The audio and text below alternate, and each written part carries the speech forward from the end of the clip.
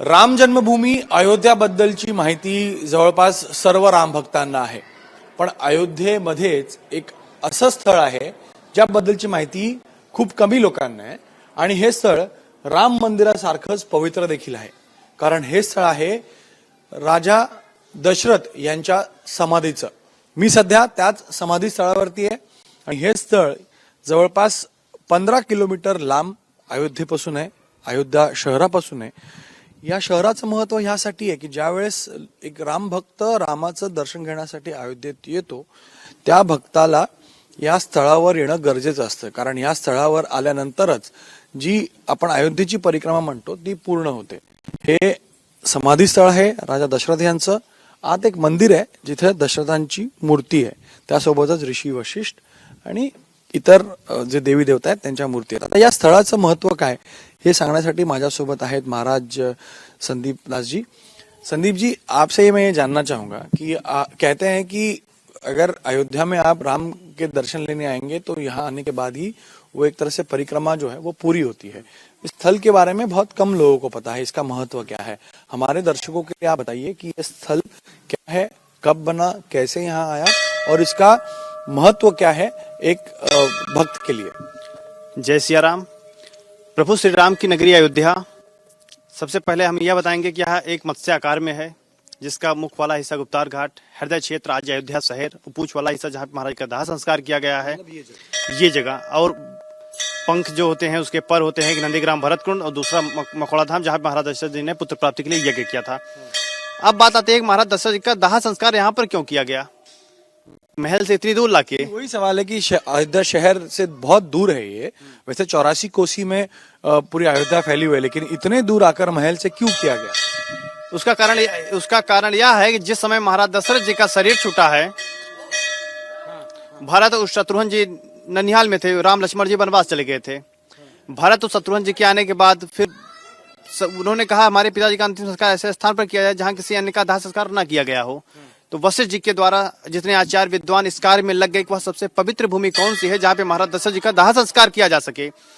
तब शोध करते करते जब यहाँ पर पहुंचे, यह विल्लहरी घाट है, अयोध्या में 7 हरियों में से प्रमुख हरि विल्लहरी घाट. तो यहाँ पे चक्रवर्ती महाराज दशरथ जी का दाह संस्कार किया गया, जिसमें से पवित्र 3 खूंटे की ही पवित्र भूमि मिली. चौथे पे भरत जी ने अपना हाथ लगाया, उसके बाद फिर चक्रवर्ती महाराज जी का यहाँ पे अंतिम संस्कार किया गया. अच्छा, ये पवित्र भूमि खोजी गई थी. लेकिन एक बात तो संदीप जी ये भी है कि जब उनकी मृत्यु हुई थी तब राम और लक्ष्मण तो वनवास में थे और शायद भरत भी ननिहाल में थे.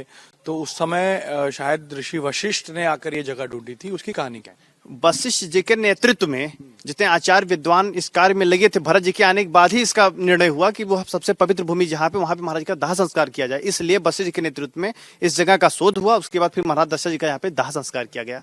अच्छा, इस समाधि के बारे में बताइए. कुछ पिंड दिख रहे हैं, कुछ प्रतीकात्मक तौर पर पादुकाएं भी यहाँ पर हैं. ये क्या है महाराज जी. इसका कारण यह है कि महाराज किसी के सनातन धर्म में जब दाह संस्कार किया जाता है, दाह संस्कार के बाद कुछ नहीं बचता है. तो वैसे चक्रवर्ती महाराज जी का जब दाह संस्कार किया गया तो त्रैता युग से अगर वैसे छोड़ दिया जाता, आज ये बताने वाला कोई नहीं होता कि महाराज जी का दाह संस्कार कहाँ पे किया गया. तो उसी स्थल पे प्रतीकात्मक रूप से बनाए गए हैं, जिनके ऊपर चारों भाइयों के चरण पादुका है. ये काली काली जो है ये पिंड वेदी है, जो दाह संस्कार के बाद पिंडदान किया जाता है. ये गुरु वशिष्ठ जी का चरण चिन्ह है और ये प्राचीन अस्त्र शस्त्र जिसमें आज तक जंग नहीं लगा. पिंड की बात अगर हम करेंगे तो शायद भरत शत्रुघ्न उस समय पिंडदान करने के लिए थे, लेकिन प्रभु श्री राम तो बाद में आए थे. कब आए और वो कैसे हुआ. जब वहां से वापस आए हैं, वहां 14 वर्ष वनवास पूरा करने के बाद तो उन्होंने गया जिसे लेके आए थे. तीसरे पिंडदान फिर बलराम जी ने फिर किया था, फिर दर्शन किया था. अकेले नहीं किया था, लक्ष्मण जी ने केवल, इसीलिए केवल 3 पिंड ही हैं.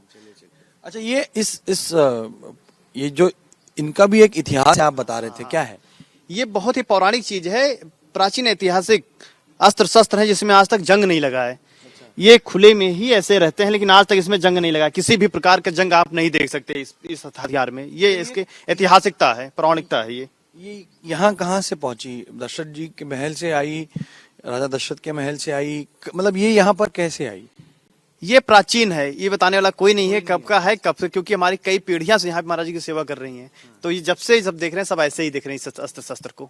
अच्छा, और ये बगल में पादुकाएं भी दिख रही है, एक शिवलिंग बना हुआ है। ये हमारी पौराणिक समाधि स्थल ये है जो अभी हमको दिखाए हैं। ये शिवलिंग है और ये श्री राम के चरण चिन्ह है जो डॉक्टर राम अवतार शर्मा जी दिल्ली के हैं। जहाँ जहाँ चरण पड़े रघुवर के उन्होंने शोध किया है, वहाँ उन्होंने राम जी का चरण चिन्ह लगवाया है।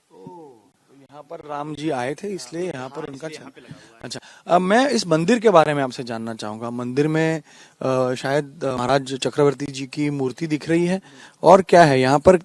भक्त जो आते हैं किस तरह की पूजा अर्चा करते हैं यहाँ पे? यह स्थल पौराणिक है, पवित्र पावन भूमि है, जहाँ पे महाराज दशरथ जी का विग्रह है। बगल भरत और शत्रुघ्न जी विराजमान है, उनके बगल गुरु वशिष्ठ जी है। ऐसी प्रतिमा है कि यहाँ पे प्रभु राम जी विराजित नहीं है। और इस स्थल पे दर्शन करने का सबसे बड़ा महत्व है कि शनि देव की सबसे बड़ा महत्व, अगर यहाँ पे दर्शन पूजन किया जाता है, शनि जी की विशेष कृपा है जिसका वर्णन पद्म पुराण में है। तो उसमें ऐसा श्लोक है, नमः कृष्णाय नीलाय संतकंठिमाय। इसका पाठ अगर किया जाता है, शनि जिसके सदा अनुकूल रहते हैं उसे कभी अशुभ फल नहीं देते। यानी जो शनि मंदिर बना है उसी का एक कारण है। तो ये राजा दशरथ जी की मूर्ति है। बीच में महाराज दशरथ जी हैं, बगल भरत और शत्रुघ्न जी हैं, और उनके बगल गुरु वशिष्ठ जी विराजमान है। तो शनि मंदिर के आप बारे में बता रहे थे कि यहाँ पर जो भी आता है, जितनी भी साढ़े साती हो या जो भी पीड़ा या जो भी संकट आने वाला हो, दूर हो जाता है। इसीलिए यहाँ पर शनि की काफी मान्यता है। आज शनिवार भी है तो भीड़ भी थी दोपहर में। ये दशरथ समाधि स्थल पे प्रणाम करने से ही बहुत बड़ी महत्व है। लेकिन अगर इस प्रकार की प्रतिमा जो अधोदृष्टि, ऐसा कहा जाता है जब शनि जी के कहीं आप प्रणाम करने जाएं तो उनके सामने से प्रणाम नहीं करना चाहिए क्योंकि दृष्टि दोष होती है। ये ऐसी पहली ऐसी विग्रह है महाराज जी की जिसमें शनि जी की दृष्टि पूर्णतः बंद है। और इस प्रतिमा को अधोदृष्टि प्रतिमा कहा जाता है। तो पद्म पुराण के अनुसार इस स्वरूप का दर्शन करने के बाद शनि जी की विशेष कृपा होती है, जिसका वर्णन पद्म पुराण में है।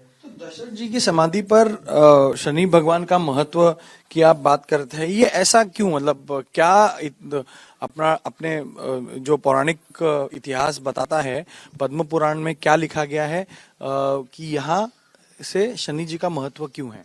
पद्म पुराण में ऐसा वर्णन है कि जिस समय महाराज दशरथ जी राज्य कर रहे थे, रोहिणी चक्र भेदन नामक एक योग होता है, वो योग होने वाला था। अगर ये वो योग बन जाता तो इस धरती पे 12 वर्षों का भीषण अकाल पड़ जाता। अच्छा। तो उसी कष्ट के लिए महाराज दशरथ जी ने उनसे तेज और पौरुष को देखते हुए शनि जी प्रसन्न हुए और उन्हें वरदान दिए। अच्छा। और उन्होंने वरदान दिया कि ये जो रोहिणी चक्र भेदन नामक योग है उसे कभी नहीं करेंगे, उसके समीप से होकर चले जाएंगे लेकिन उसका भेद कभी नहीं करेंगे। अच्छा। तो इसका होने के बाद फिर महाराज दशरथ जी ने दशरथ कृत शनि स्तुति का पाठ किया, जो दशरथ कृत शनि स्तुति के नाम से जाना जाता है।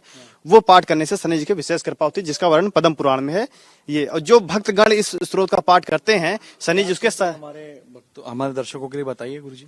उसके लिए विशेष है जो नमः कृष्णाय नीलाय शीतकंठ निभाय चा, नमः कालाग्नि रूपाय कृता चा वै नमः। यहाँ से लेके प्रसादम कुर्मे देवो बरारो हम पागता, ये पाठ जिसके भी द्वारा किया जाता है, शनि जी उसके सदा अनुकूल रहते हैं। अच्छा। ये दशरथ जी के द्वारा गाई ये स्तुति है, जिसे दशरथ कृत शनि स्तुति के नाम से जाना जाता है। अच्छा। अब ये इतना पौराणिक महत्व, इसका इतना बड़ा इतिहास होने के बावजूद भी यहाँ पर भक्त कम संख्या में आ रहे हैं, क्योंकि उनको इस बारे में सच में कहूँ तो हमें भी जब हम यहाँ पर आए तब पता चला कि ऐसा एक दशरथ समाधि स्थल है जहाँ जाना जरूरी होता है। तो अब सरकार ने भी इसको ध्यान में रखते हुए शायद विकास के बड़े प्रोग्राम, बड़े प्लान उनके आए हैं सामने।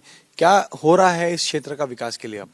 अब दशरथ समाधि अभी तक तो उपेक्षित रहा, लेकिन इस समय प्रधानमंत्री नरेंद्र मोदी जी, माननीय योगी जी के नेतृत्व में हमारे 84 में जितने पौराणिक स्थल है उसका विकास हो ही रहा है। बात आती है दशरथ समाधि स्थल का, अभी तक आने जाने के लिए रास्ताएं व्यवस्थाएं नहीं थी, लेकिन अब बहुत दिव्य 4 लेन रोड जोड़ा जा रहा है सीधे शहर से, सीधे यहाँ दशरथ समाधि स्थल को। और इसके आसपास पर्यटन की दुकानें, पार्किंग, लाइट, ये सारी व्यवस्थाएं जो है आने वाले समय पे बहुत भव्य दिव्य होने जा रहा है। भी वापस से उसको बनाया जाएगा, मंदिर भी बनाया जाएगा। हाँ, भव्य दिव्य, जिससे और सुंदरता हो जाए, अच्छी हो जाए, इसकी व्यवस्थाएं की जाएंगी। महाराज संदीप जी इथे सांगत होते की कशा प्रकारे अयोध्येहून किंवा त्यांच्या राजमहलातून जवळपास 15-20 किलोमीटर दूर हे त्यांचं समाधी स्थळ पोहोचलेलं आहे। त्याचं कारण म्हणजे एक असं शुद्ध एक परिसर त्यांच्या दाह संस्कारासाठी किंवा त्यांच्या समाधीसाठी शोधण्याचा प्रयत्न झाला आणि त्यानंतर ऋषी वशिष्ठ यांच्या नेतृत्वात ही जागा शोधली गेली। ह्या जागेवरती त्यांचं समाधी स्थळ आहे, इथे त्यांची समाधी आहे आणि ह्याच्याबद्दलचा आता विकास होणं बाकी आहे। ते विकास होणार आहे कारण सरकारनं राम मंदिरासोबतच या स्थळाचाही विकास करण्याचा निर्णय घेतलेला आहे। कॅमेरामॅन अनिल सनगरेसह गणेश ठाकूर, एबीपी माझा, अयोध्या। एबीपी माझा, उघडा डोळे बघा नीट।